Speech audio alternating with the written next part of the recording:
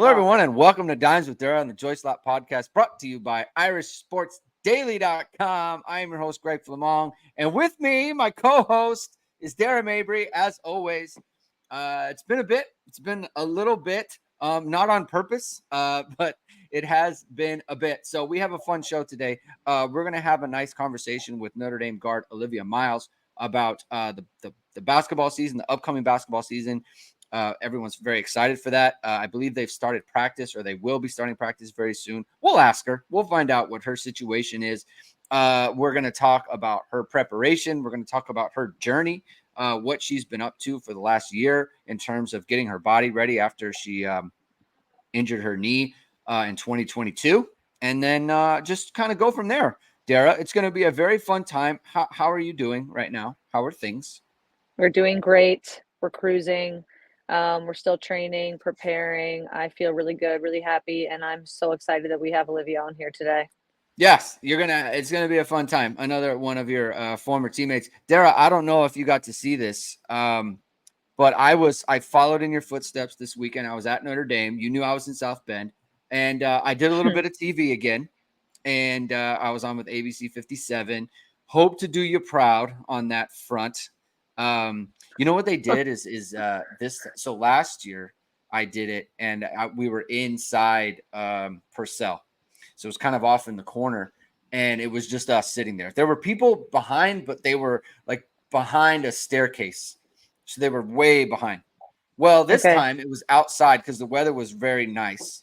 So we were outside, like right outside the stadium, and people were just like walking by. And the people were like standing like 5 feet away, just like looking at me. That was a little weird. Wasn't ready for that. It was weird. It was just like I wasn't ready for it, and it's just one of those things. Like I knew it wasn't going to be that long, and I knew what I was going to talk about, so I was all ready. But for like 2 minutes there, I was very nervous. So you got a little taste of it. Yeah, got a little taste. Listen, I said if my girl Dara can do it, then I got to do it myself. Have to. So we are now in October, Dara, and you know what that means? What does that mean, October?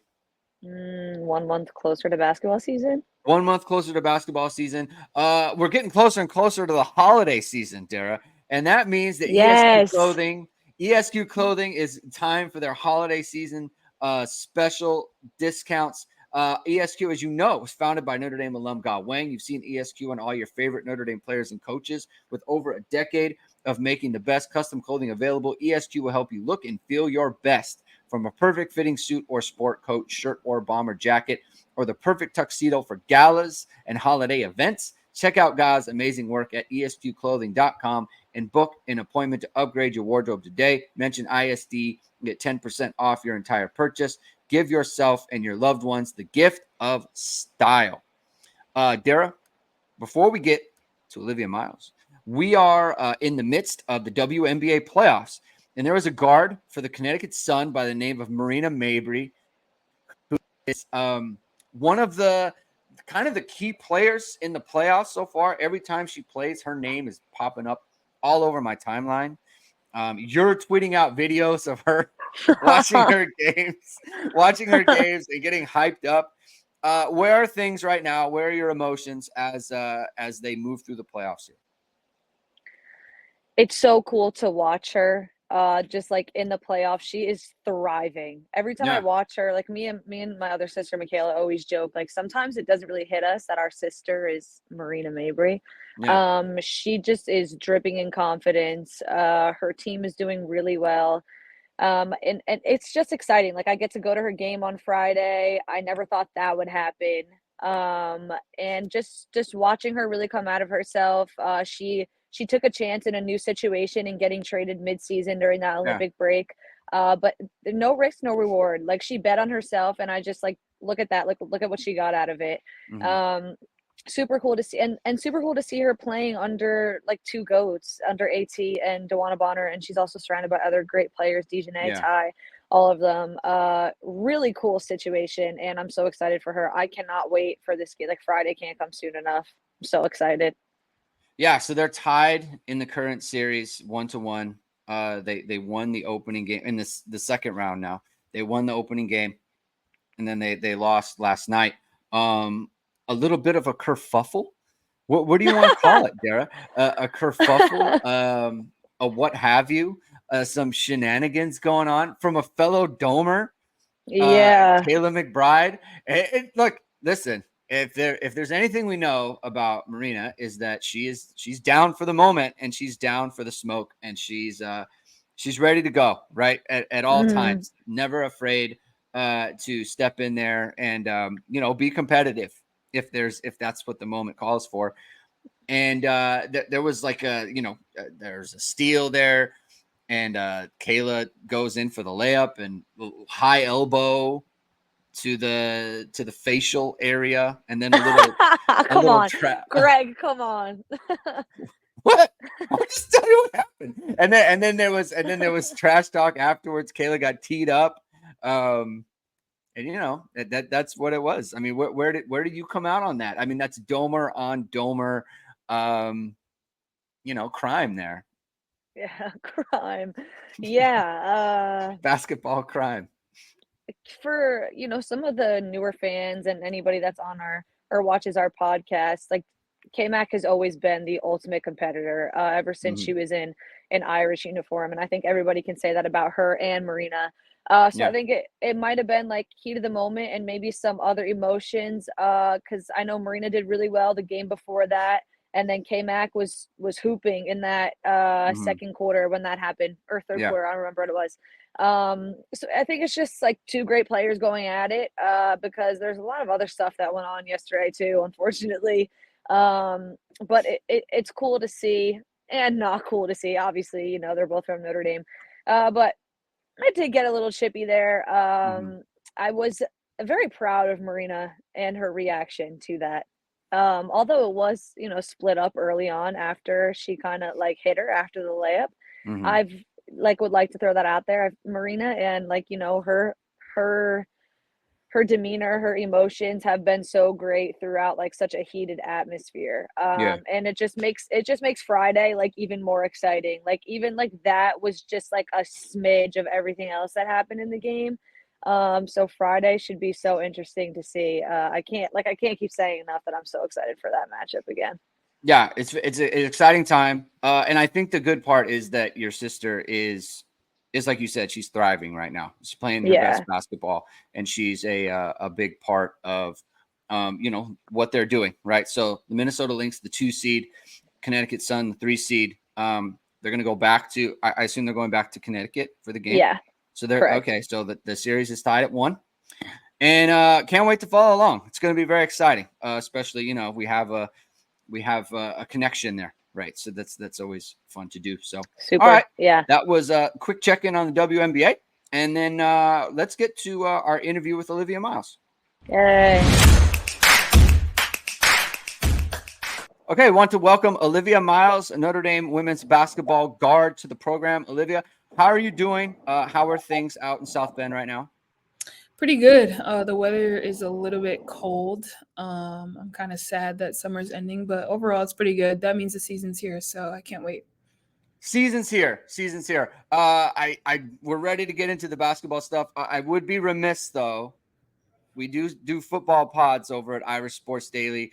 Saw something on Instagram come up today. You and Jack Kaiser, you were catching passes on the jugs machine, catching them quite well. If I may say, if I may put on my analysis hat on your catching technique. But what is that regarding, and why did that come about?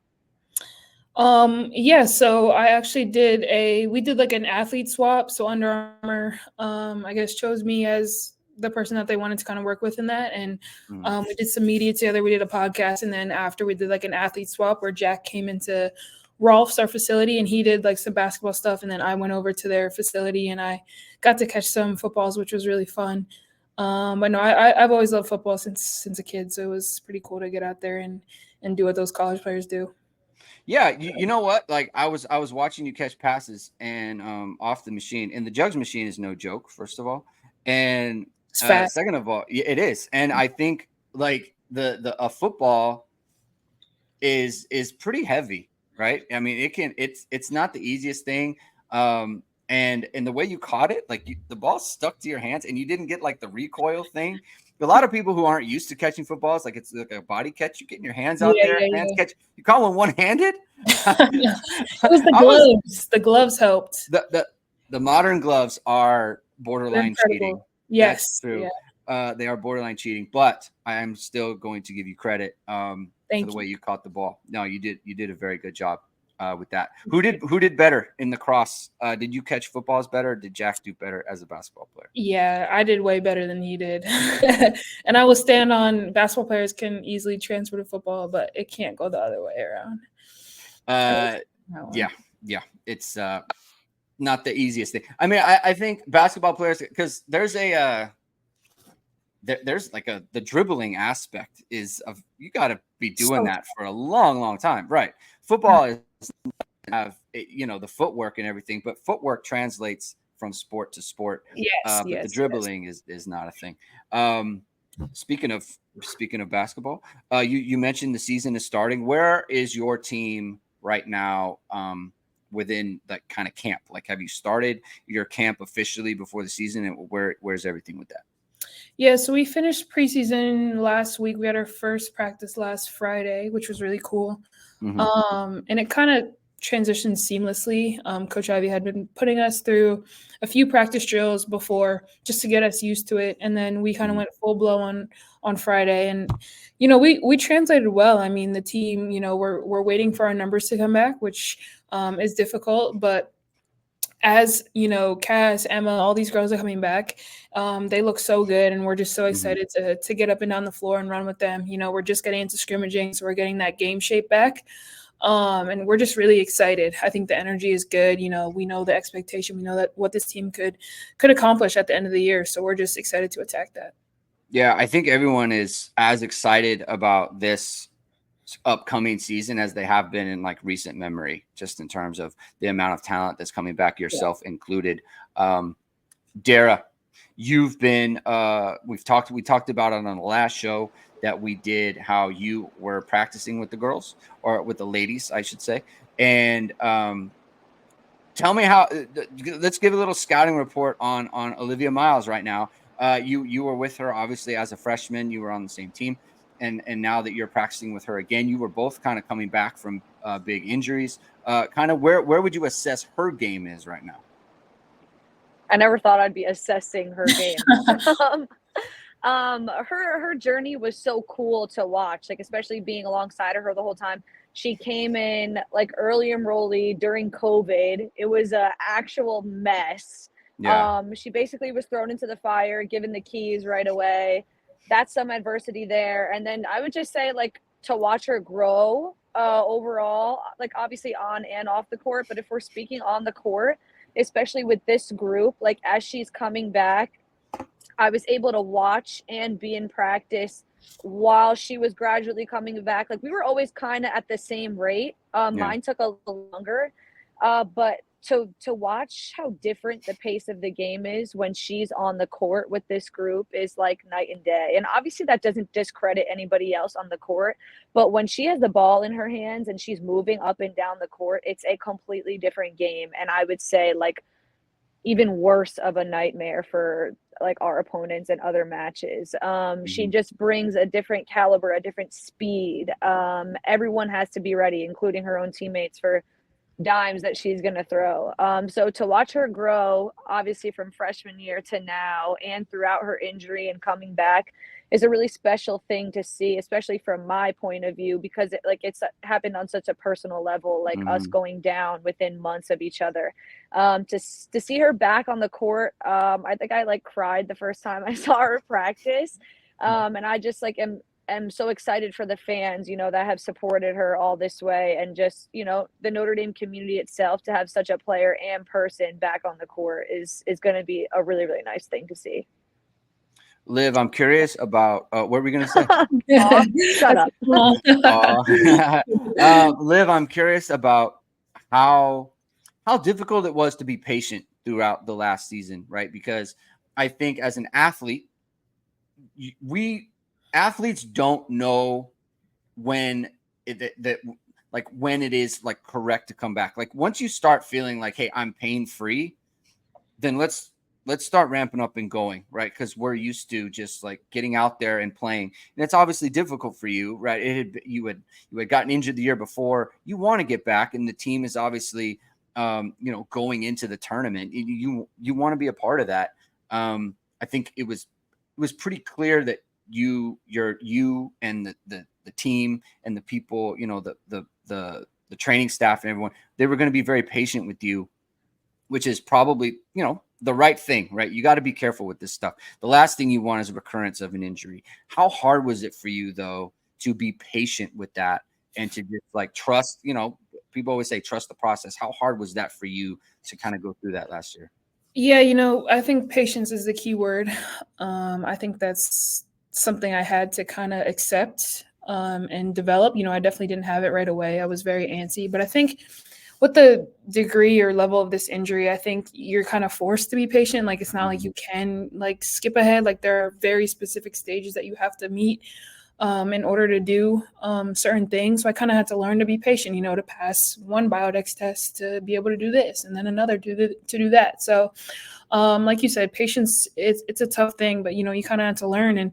And like you said, for athletes, it's tough because you want to come back, you want to play the sport you love, but you don't want to push it. So, I was able to gradually practice with the girls, and then I got cleared in February. And, February is before the best time of the year in March. So I could have put on a jersey and go play since I was clear. So that was even harder. I had some of my teammates egging me on, being like, you can put on a jersey, let's go. But I kind of had to settle myself down and realize that there's a bigger purpose in this.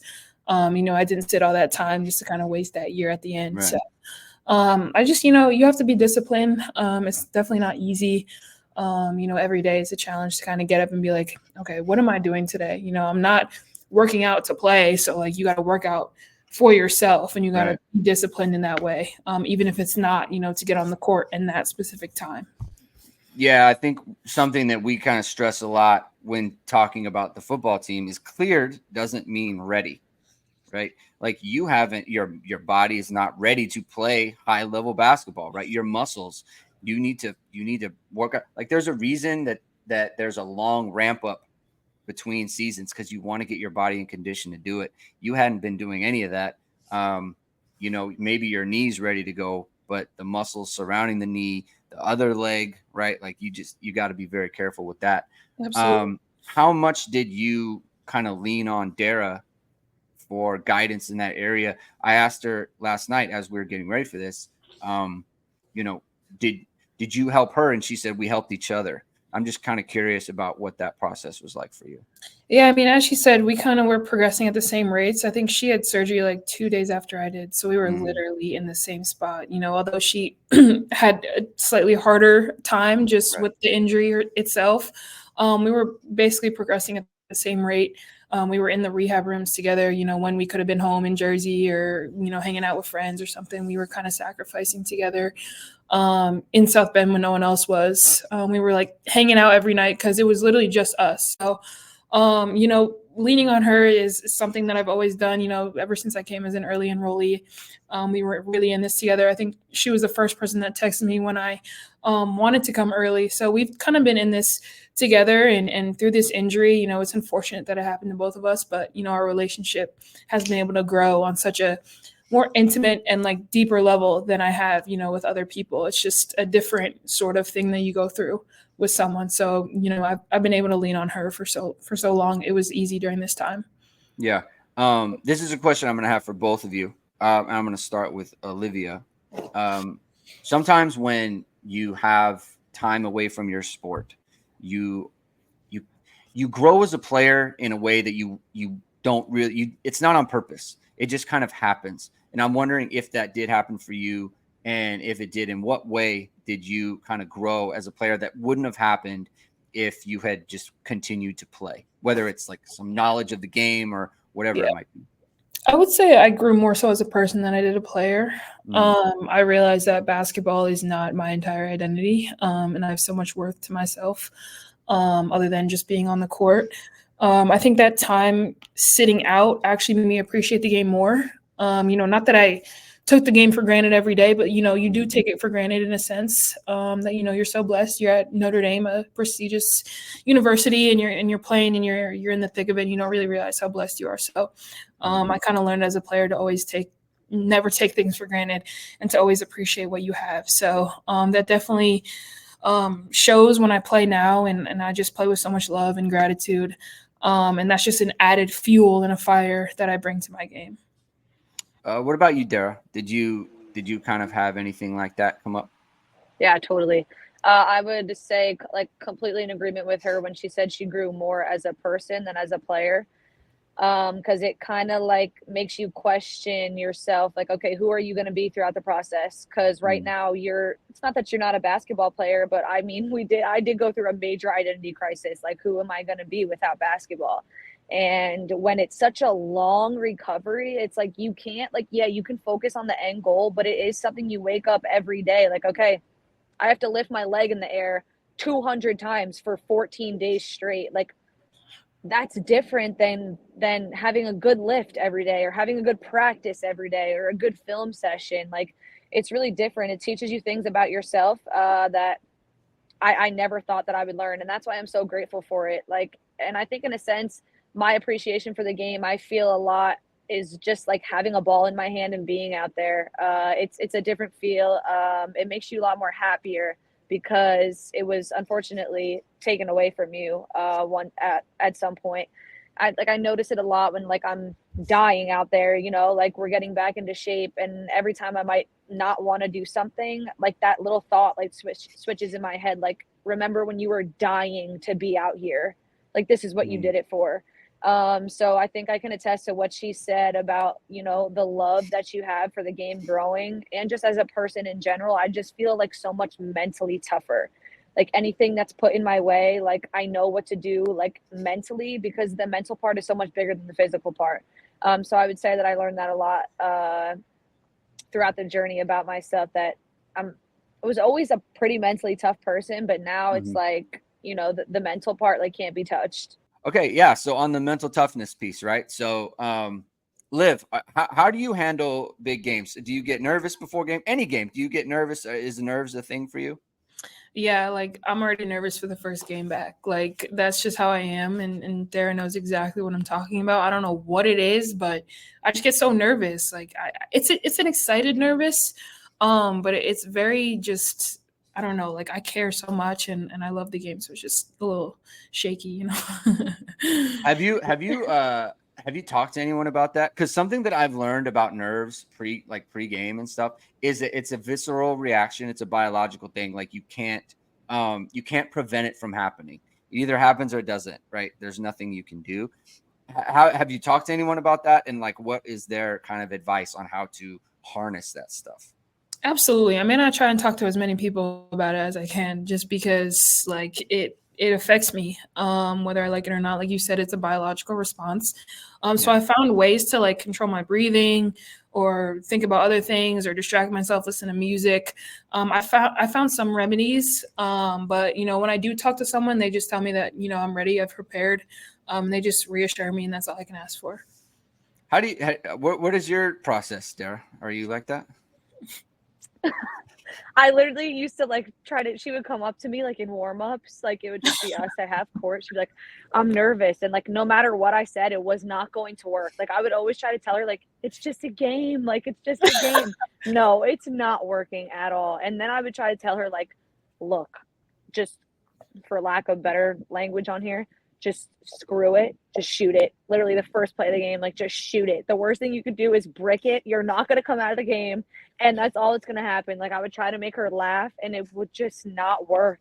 So then I would always try to like throw her the ball and be, shoot it, like literally just to try to get the nerves out. If you have to airball them out, airball it out. Like, I don't know why I wasn't nervous. I wasn't the type. But like I was happy I was able to help her, because like that's just like what you do, like as a teammate. But I remember like we would always lock hands, and I would sit next to Liv, and her hand would be like drenched, and I'd be like, oh my god, like this girl wasn't lying, like she's really nervous. I'm like, oh dear, like geez.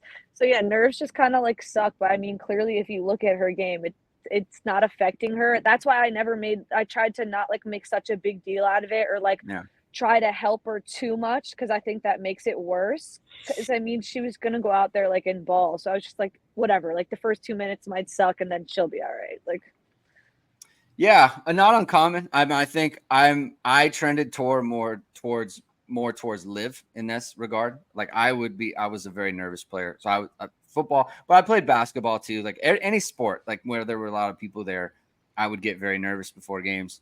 Not this to turn this into an advice hour, but like I would always think like the time is going to come and go. And I don't want to get to the end and be like, I didn't play well because I was nervous about it. Right. Because after the game, you're not nervous, So it's just kind of like, that's how I always tried. I mean, it didn't always work, like sometimes you just, like you said, it's a biological response to your body, but just like get my mind right. Like, hey, the time at 10 o'clock, it's going to be over. How am I going to feel at 10 o'clock? Did I attack it or did I kind of shrink from it? Let's talk about, you mentioned your first game. You're nervous for it. Let's talk about the team. Let's talk about how your team is progressing. Like I said, a lot of people are very excited about this. You've got a very loaded roster this year. Ton of talent. Obviously, Hannah, obviously yourself. I think a lot of people are thinking about, you two as a tandem specifically. There were a lot of questions about how Liv and Hannah are going to coexist in the backcourt. Just because, you're both used to having the ball in your hands. Was that ever a concern for you? And you're shaking your head no. How has it been over the last, few months here? I mean, it's been incredible. It's hard to describe. You kind of just have to see it happening. But, there's not a thought or doubt in my mind that we're, going to clash. We each have enough share of the ball. We both obviously love to run the one. But we can play off of each other and, we want to run in transition anyway. So that's anyone gets the ball, that's Sony getting the ball. That's Maddie getting the ball. So it's really anyone. And, I don't have any concern in my heart, truly, that we're ever going to clash. Yeah. I think clash wouldn't be the word I would use. It's more of a how it's a chemistry thing, I guess, in terms of, just like how is it going to work on a possession to possession basis? Not that the clash isn't a word that I was thinking of. It's just, it has to, you know how basketball is, right? Like there has to be, you got to be efficient and that sort of thing. Talk about having someone out there like Sony, right? She's back. And obviously she was playing her best basketball at the end of last year around tournament time. She's back. Maddie's back, although she's dealing with a foot injury right now. Leah Tu King, a transfer. Liz Carlin, another transfer. You've got inside options. You've got outside options. You've got who's a playmaker. You've got Hannah, who's a playmaker. I think defensively, there's a lot of potential on this team. What aspect of the team do you think is maybe overlooked? I guess, I think everyone looks at the offense.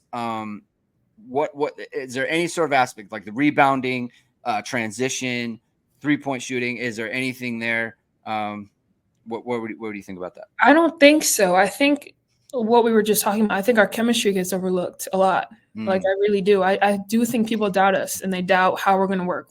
They doubt like, you guys have so many superstars. Like you guys aren't going to be able to share the ball. There's not enough minutes in the game for all of you guys. So I think that's the one thing that I've consistently seen getting overlooked. Everyone knows we're a dangerous team in transition. On defense, you have Hannah just harassing the ball constantly and Sony as well. So if I had to say, I'd say chemistry, but you'd have to give me some time to think about some other stuff that we could get better at. But that's my answer. Yeah, I think, Dara, and you can pop in here too. When we talked to Niele on, I guess, the last pod we had, she talked about how easy it was kind of seeing in practice, right? You bring in a lot of new players. Kate Koval's another one where she's a freshman. She's young. She hasn't been in the program. Obviously, Leah too, and Liz, they haven't either. And she said it's been seamless. And so I know you've been around them. kind of speak to that a little bit and how difficult that is. Like Liv's talking about the chemistry. I think that kind of lines up with what you saw and then what Niele saw as well. Yeah, I think that when we say chemistry, it probably just means new pieces getting adjusted to a brand new offense, a brand new point guard that moves very fast and has the ball coming at you very fast. So I think that might be like some of it, just like getting used to a different, and it's not like Liza's a great player, Leah too is a great player, but it's like when Notre Dame women's basketball, it's a track meet. Like we want to score the ball in transition and push it at you every single time that we can.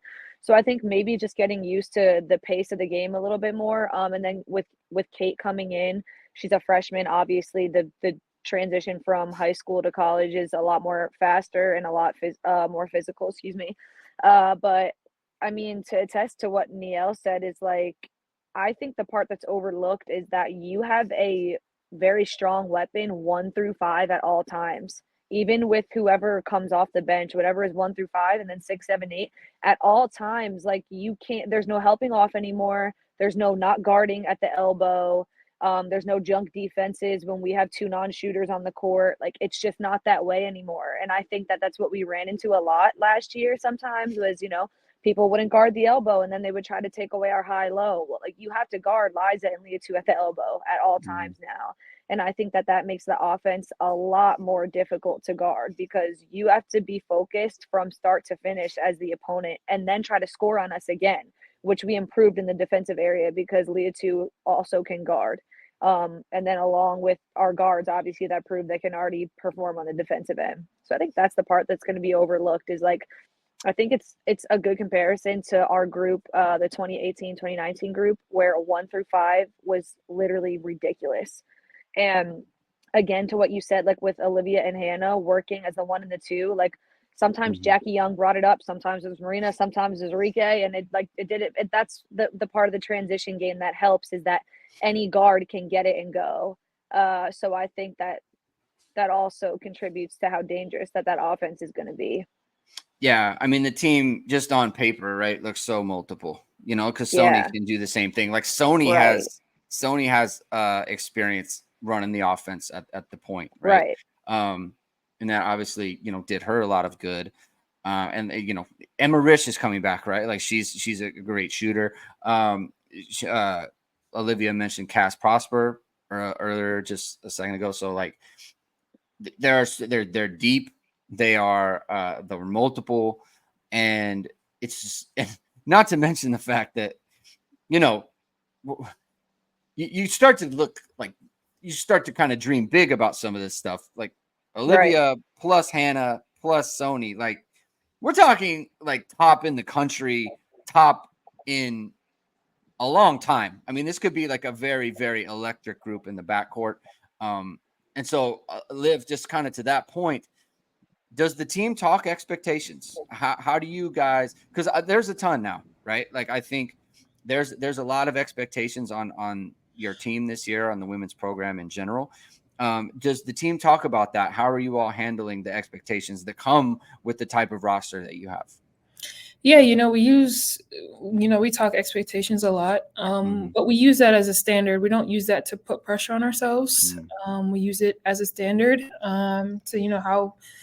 to visualize how we should approach practice, how we should approach, our everyday activities, eating, sleeping, resting, walking in the habits of a national champion. Those are our habits, and those expectations kind of lead us to follow them. So we're just excited. Coach Abby, she reiterates, the talent of this team, and, everyone kind of feels it. Everyone around us kind of knows our ceiling. And we're just, like I said, very excited to kind of put those visions to fruition and see it kind of come to light. Obviously stay healthy while we do it and just have fun.